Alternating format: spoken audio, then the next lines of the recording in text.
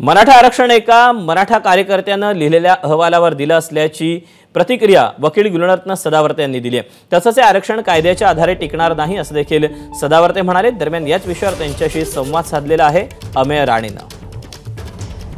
सदावर्तेची अपेक्षेनुसार संख्याबळ पाहता हा जो प्रस्ताव होता आणि जो मुख्यमंत्री एकनाथ शिंदे यांनी एक आस दाखवली होती आणि एक आश्वासन दिलं होतं जरांगे पाटलांना, संपूर्ण मराठा समाजाला, ते पुन्हा एकदा राज्य सरकारनं मराठा आरक्षणाचा जो प्रस्ताव होता तो पारित करून घेतलेला आहे। आता कायदा तयार होतोय। तुमची भूमिका काय? पहिली प्रतिक्रिया।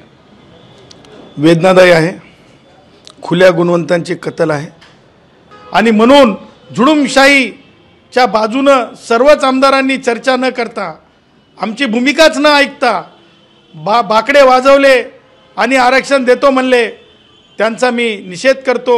आणि खुल्या वर्गातील गुणवंतांसाठी आजचा दिवस हा काळा दिवस आहे। आज 38% जागा फक्त खुल्या गुणवंतांसाठी राहतात, त्यातही हॉरिझॉन्टल रिझर्वेशन गेल्याच्या नंतर आपण जर अर्थमेटिक म्हणजे त्या सन्माननीय सुमंत भांगे हे सेक्रेटरी आहेत, त्यांच्या डोक्यात प्रकाश पडायला पाहिजेत होता की बरेच वेळेस सरकार जर एखादी गोष्ट सांगत असेल तर राईट टू डिसेंट असतंय, डिसेंटला वेळ कुठं देण्यात आला?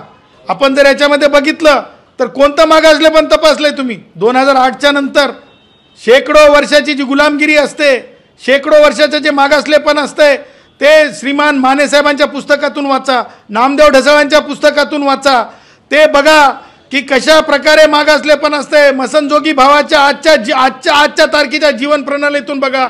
सर्वेक्षणावरती तुमचा आक्षेप होता की सर्वेक्षण योग्य पद्धतीने झालेलं नाहीये।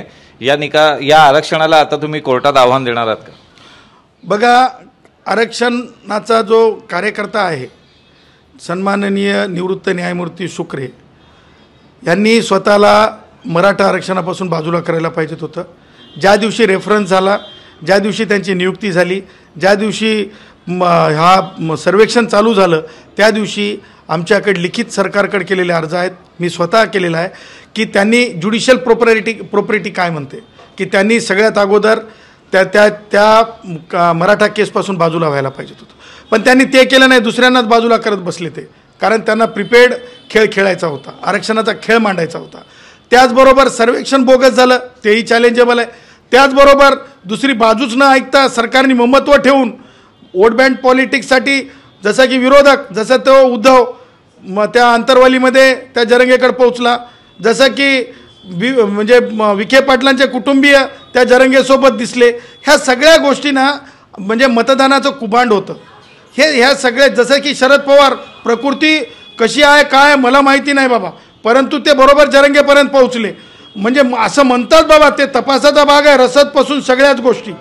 तर ह्या सगळ्या गोष्टी ज्या आहेत, पोलिसांवरल्या हल्ल्यांपासून आमच्यासारख्या डिसेंट ओपिनियन ठेवणाऱ्यांच्या गाड्या फोडेपर्यंत, उद्या माझी हत्यासुद्धा होईल, परंतु खऱ्या गुणवंतांसाठी कोर्टात जाणारच, दावा करणारच।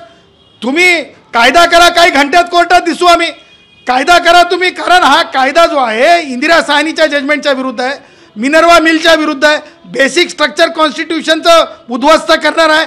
हा कायदा जो आहे एकूण सगळ्या गोष्टी लक्षात घेता हा कायदा या देशामध्ये एक काळा कायदा स्वरूप कायदा आहे। त्याच्यामुळे या कायद्याला विरोध करण्यासाठी, गुणवंतांची गुणवत्ता वाचवण्यासाठी, साता समुद्र पार गुणवंतांची कीर्ती या हिंदुस्थानची प्रभू श्री रामचंद्राच्या विचारांचे, फुले शाहू आंबेडकरांच्या विचारांचे, पंडित सन्माननीय नथुरामजी गोडसे यांच्या विचारांच्या, गुणवंतांच्या हक्काच्या रक्षणासाठीचा आमचा लढा, संविधानिक लढा आम्ही न्यायालयात लढू।